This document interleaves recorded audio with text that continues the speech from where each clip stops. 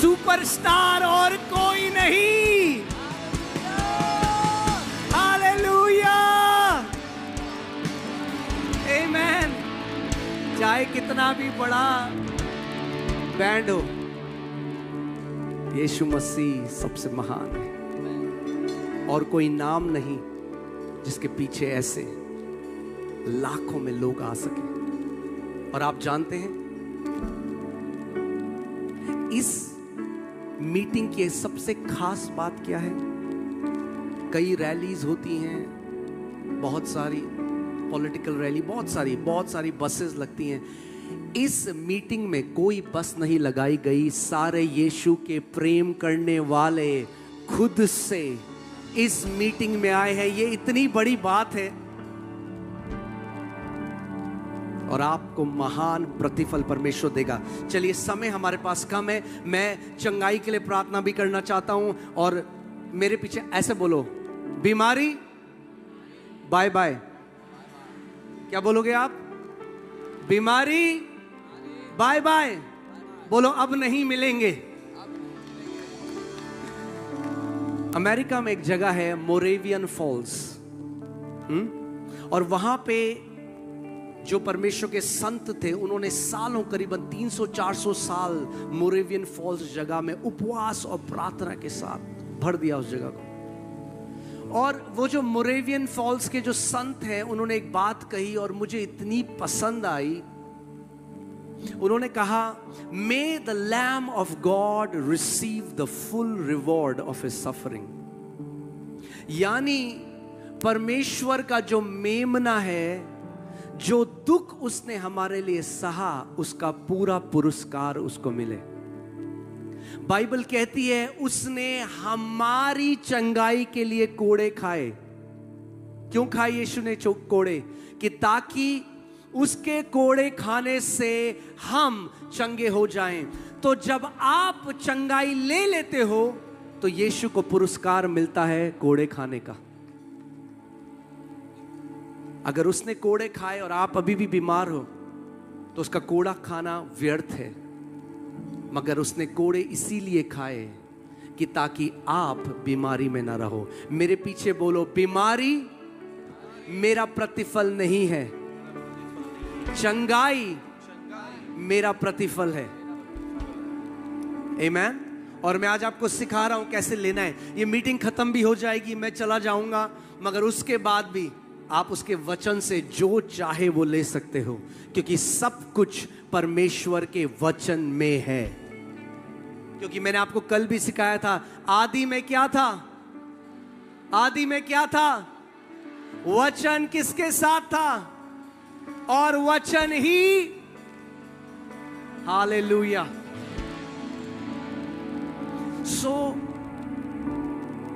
कई लोग, कई मसीह जो हैं वो गिड़गिड़ाते हैं। मैंने आपको कल भी बताया था, हमें गिड़गिड़ाने की जरूरत नहीं है। परमेश्वर ने भिखारियों को नहीं बुलाया है, उसने बेटे और बेटियों को बुलाया है। बोलो, मैं बेटा और बेटी हूं। मतलब बेटा हो तो बेटी बोलो, नहीं बेटा हो तो बेटा बोलो, बेटी हो तो बेटी। आमीन। कोई ऐसा है यहां पे माँ बाप कि आप अपने बच्चे को कुछ सिखाने का उसको कैंसर डाल दो, उसको बीमारी डाल दो? है कोई माँ बाप यहां पे? नहीं। और यीशु ने कहा जब तुम बुरे होकर अपने बच्चों के साथ उन्हें अच्छा करना जानते हो। आप जानते हो रांची का कोई मर्डरर भी होगा ना, सबसे गुंडा मर्डरर, जो जितने खून कर दिएंगे उसने, मगर घर आएगा और उसका बच्चा बीमार होगा ना तो उसका दिल धड़केगा अपने बच्चे के लिए। तो अगर जो क्रिमिनल है, जो बुरा है, जब वो अपने बच्चे से ऐसा प्रेम कर सकता है तो कितना ज्यादा वो परमेश्वर आपसे प्रेम करेगा जो स्वयं प्रेम है। हमें उसके दिल को जानना बहुत जरूरी है। कई लोगों को आज लगता है बीमारी परमेश्वर देता है। अरे बीमारी परमेश्वर देता नहीं, उसने कोड़े खाए कि आप बीमारी से मुक्त हो जाओ। यीशु ने कहा, चोर इसलिए आया, शैतान इसलिए आया कि चोरी करे, नाश करे और घात करे, मगर मैं इसलिए आया कि तुम जीवन पाओ और बहुतायत का जीवन पाओ। जहां कहीं यीशु गलील में चलता और फिरता था, वो बीमारों को चंगा करता था। मैंने आपको कल भी बताया, मैं 19 साल में मर जाता अगर यीशु को न जानता। और जब यीशु ने मुझे बुलाहट दी, मैं एक नौकरी करता था, बहुत अच्छी सैलरी थी। मैं 2011 की बात बता रहा हूं, उस समय में मैं 1 लाख से ऊपर कमाता था। आज मैं बहुत कंफर्टेबल लाइफ में और मेरी वाइफ की होती, हम दोनों काफी अच्छी सैलरी कमाते थे। मगर जब यीशु ने मुझे बुलाहट दी और उसने मुझे अपनी सेवा के लिए बुलाया, तो मैंने दर्शन में उसको देखा और उसने मुझसे बात करी और कहा, मेरे बेटे जा और बीमारों के लिए प्रार्थना करना और मैं उन्हें चंगा करूंगा। और उनसे कहना कि चंगाई मेरे प्रेम का प्रगटीकरण है। चंगाई क्या है? उस परमेश्वर के प्रेम का प्रगटीकरण है। यीशु क्यों चंगा करेगा? क्योंकि वो आपसे प्रेम करता है। कई माँ बाप ऐसे हैं, अगर उनके बच्चे को कोई लाइलाज बीमारी हो जाए, कई माएँ जो आती हैं वो मुझे कहती हैं, मैं परमेश्वर को बोलती हूँ कि ये बीमारी मुझे लग जाए मगर मेरा बच्चा ठीक रहे। कई पिता ये बोलते हैं, मुझे बीमारी लग जाए मगर मेरा बच्चा ठीक हो जाए, क्योंकि एक माता और पिता का हृदय है, क्योंकि वो हमारा पिता है।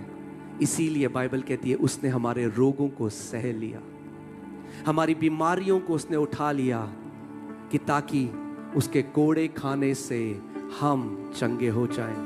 आज मैं चाहता हूं ध्यान धरकर आप मेरी बात सुनो, क्योंकि कुछ समय में मैं यहां से चला जाऊंगा। मगर मैं यहां आपको बताने आया हूं कि आपका स्वर्गीय पिता कितना भला है। आपको गिड़गिड़ाने की जरूरत नहीं। आप जानते हैं, एक दिन मैं उपवास प्रार्थना कर रहा था, जब मैं ये नहीं जानता था, जब मेरे जीवन में ये प्रकाशन नहीं था, मैं गिड़गिड़ा रहा था, प्रभु तू कब करेगा, प्रभु तू कब करेगा। मैं गिड़गिड़ा रहा था, मैं उपवास और प्रार्थना कर रहा था। और परमेश्वर ने उस समय मुझे करेक्ट किया और बोला, stop trying to convince me, मुझे आप मनाना बंद कर। प्रभु ने कहा, मैं तो पहले से माना हुआ हूं तेरे लिए। तेरा हृदय है जो मेरे लिखित वचन को नहीं मानता। यीशु ने क्या कहा? अगर तुम विश्वास करोगे तो परमेश्वर की महिमा को देखोगे। मैं आज आपको एक उदाहरण बताता हूं। सोचो कि एक व्यक्ति है, उसका बच्चा मर रहा है और डॉक्टर ने बोला 10 लाख का इंजेक्शन है, अगर आज नहीं लाया तो तेरा बच्चा मर जाएगा। वो अपने सारे रिश्तेदारों के पास जा रहा है, दोस्तों के पास जा रहा है, गिड़गिड़ा रहा है उनसे, मुझे 10 लाख दे दो, मेरा बच्चा मर रहा है। वो नहीं जानता कि वो देंगे नहीं देंगे, इसलिए वो गिड़गिड़ा रहा है, भीख मांग रहा है। ये पहला सिनेरियो है, ये पहला है जो, जैसे कई लोग आज परमेश्वर सामने गिड़गिड़ाते हैं, वो सोचते हैं हम गिड़गिड़ाएंगे तो प्रभु सुनेगा। और दूसरा सिनेरियो सोचो, जिसमें एक उसका दोस्त है, उसने उसको फोन किया और बोला, परमेश्वर ने मेरे मन में डाला, मैं तुझे 10 लाख देना चाहता हूं, तो मंडे को मेरे घर पे आ जाना और 10 लाख ले लेना। अब मैं आपसे पूछना चाहता हूं, क्या उसे अब गिड़गिड़ाने की जरूरत है? मुझे आपकी आवाज नहीं आई। क्या उसे गिड़गिड़ाने की जरूरत है? क्यों? क्योंकि उसके दोस्त ने उसे प्रतिज्ञा दे दी है।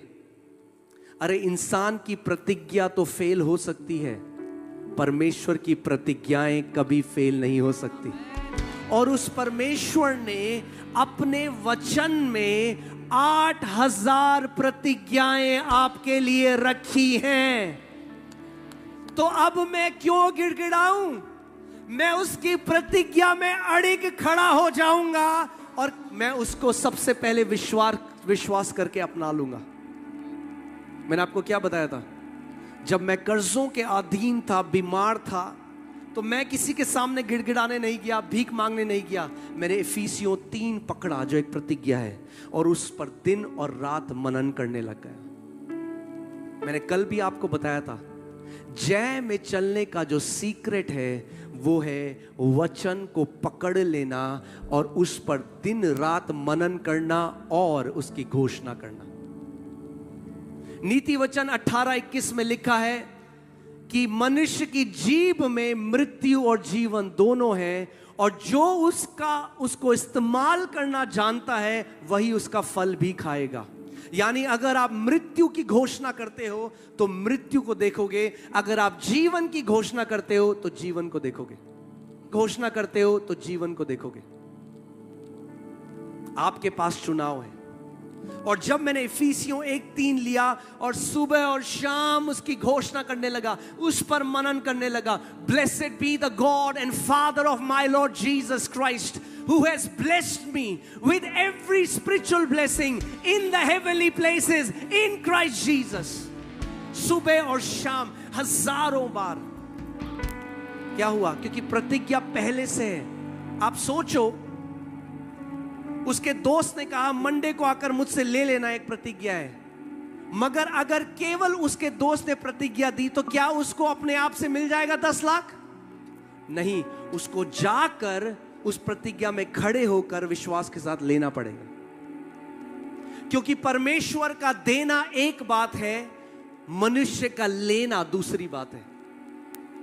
क्योंकि बाइबल कहती है परमेश्वर ने जगत से इतना प्रेम किया कि अपना इकलौता पुत्र दे दिया।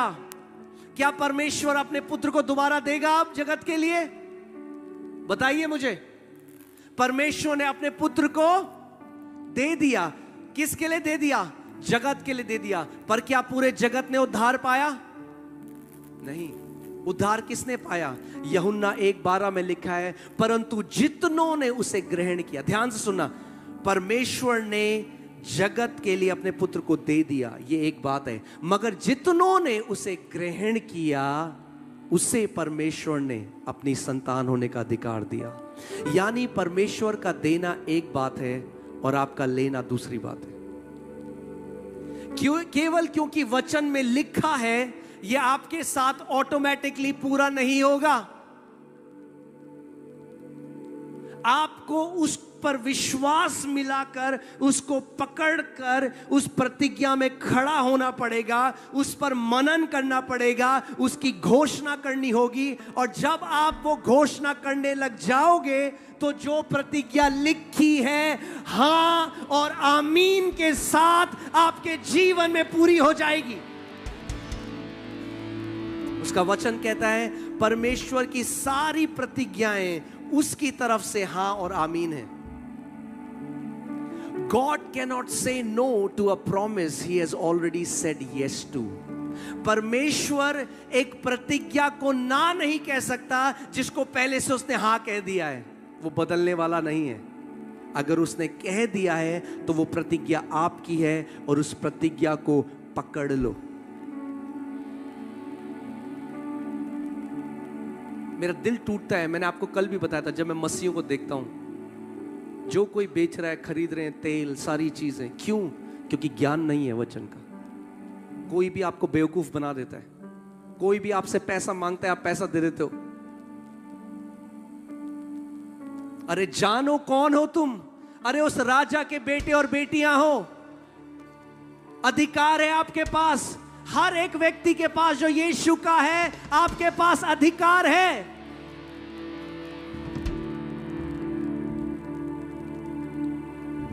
रांची में आपको वही अधिकार के बारे में सिखाने आया हूं कि जो अधिकार परमेश्वर ने मुझे दिया है वही आपके पास भी है।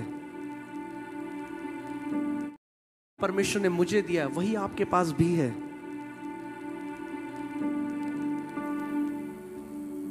जानो वो परमेश्वर पिता कौन है। आमीन। उसके वचन का आदर करो। जो उसके वचन का आदर करता है, परमेश्वर उसको महान चोटियों में बिठाता है।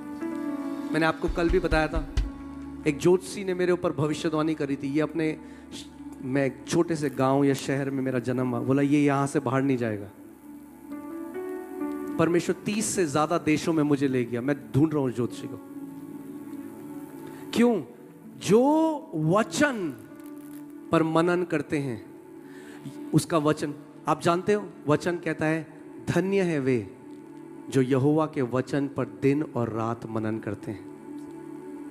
वो उस वृक्ष के समान है जो बहती हुई नदी के किनारे पे रोपा गया है। उसके पत्ते कभी मुरझाएंगे नहीं, और जो कुछ वो मनुष्य करेगा उसमें वो सफल होगा। कितने लोग चाहते हैं कि जो कुछ मैं करूं उसमें सफल हूं? तो आपको किसी की सिफारिश करने की जरूरत नहीं है, आपको किसी को मक्खन मलाई लगाने की जरूरत नहीं है, आपको केवल वचन को आदर करके मनन करने की जरूरत है। मैं जब इजराइल गया तो आप जानते हैं इजराइल में आज भी फरीसी हैं, और जब आप इजराइल में जाओगे, आप सड़क में जाओगे, चाहे आप बस स्टैंड में जाओगे, आपको वो मिलेंगे, वो आज भी यहोशू 1:8 को मान रहे हैं। सो जो तोरा है, जो पहली 5 किताबें हैं जो मूसा ने लिखी, वो उस पर दिन और रात मनन करते। वो आपको ऐसे दिखेंगे, ऐसे कर रहे होते, बोल रहे हैं लगातार। बस स्टैंड में है तो भी वचन बोल रहे हैं, चल रहे हैं तो वचन बोल रहे हैं, जहां कहीं है वचन बोल रहे हैं। और यहूदी वो एक कौम है, उत्तर प्रदेश से छोटा है इजराइल, मगर सबसे आशीषित लोग हैं। क्यों? क्योंकि वो परमेश्वर के वचन का आदर करते हैं, क्योंकि जीवन परमेश्वर के वचन में है, चंगाई परमेश्वर के वचन में है, समृद्धि परमेश्वर के वचन में है, छुटकारा परमेश्वर के वचन में है। जो कुछ आप ढूंढ रहे हो वो परमेश्वर के वचन में है। और अगर आपके पास उसका वचन है तो आपके पास सब कुछ है। परमेश्वर ने अपने वचन में कहा, हे मेरे पुत्र, मेरा वचन ध्यान धर कर सुन, उसको अपने हृदय में धारण कर, उसको अपनी नजरों से ओट ना होने दे, क्योंकि वे जिसे मेरा वचन प्राप्त होता है वो उनके जीवित रहने का और उनके सारे शरीर की चंगाई का कारण है।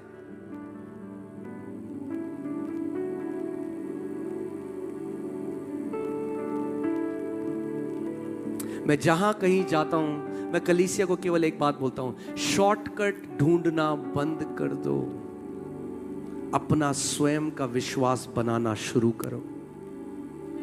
किसी और के विश्वास से आप अंत तक एक जयवंत जीवन नहीं जी सकते। अगर आप कई लोग कहते हैं, पॉस्टल जी हमें पढ़ना नहीं आता, टी को आता है, आपके बेटे को आता है, बोलो वचन सुनाओ मुझे, क्योंकि विश्वास सुनने से आता है। नहीं वचन, यूट्यूब लगा दो। वचन परमेश्वर के जीवन के और परमेश्वर की आत्मा के अधीन आते हो। हमारे पास ज्यादा समय नहीं है, मैं चाहता हूं कि आज जो बीमार है मैं उनके लिए प्रार्थना करूं। आज आखिरी दिन है। मैंने आपको पहले दिन भी सिखाया था, विश्वास केवल दिल में मानना नहीं है, विश्वास दिल से विश्वास करना और मुंह से अंगीकार करना है। आज क्या विश्वास करते हो आप? विश्वास करते हो कि यीशु मसीह आज आपको पूरी बीमारी से छुटकारा देगा? दिल से विश्वास करते हो तो मुंह से अंगीकार भी करो। अभी बोलो, आज मेरा दिन है, आज मैं इस मैदान से चंगा होके जा रहा हूं, आज मैं इस मैदान से एक नया दर्शन पाके जा रहा हूं, आज मैं इस मैदान से छुटकारा पाके जा रहा हूं। जो विश्वास करते हो इस समय उसका अंगीकार करना शुरू करो।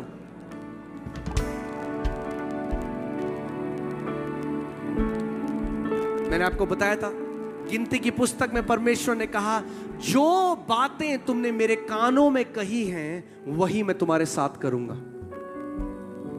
क्या बोल रहे हो आज?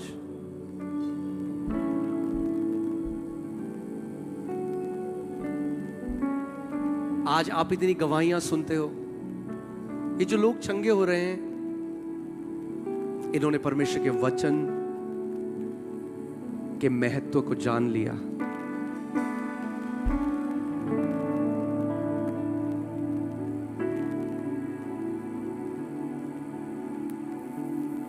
परमेश्वर करता है। अनॉइंटिंग ऑयल से, तेल से लोग चंगे होते हैं, रुमाल से लोग चंगे होते हैं। हम भी 2-3 महीने में एक बार अनॉइंटिंग ऑयल सर्विस करते हैं, मगर उससे ज्यादा हम चाहते हैं कि आप वचन से अपनी चंगाई लेना सीख लो।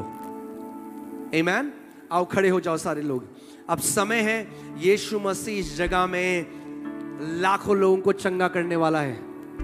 मेरे पीछे बोलो, बीमारी आज तो नाश हो रही है। यीशु के नाम में।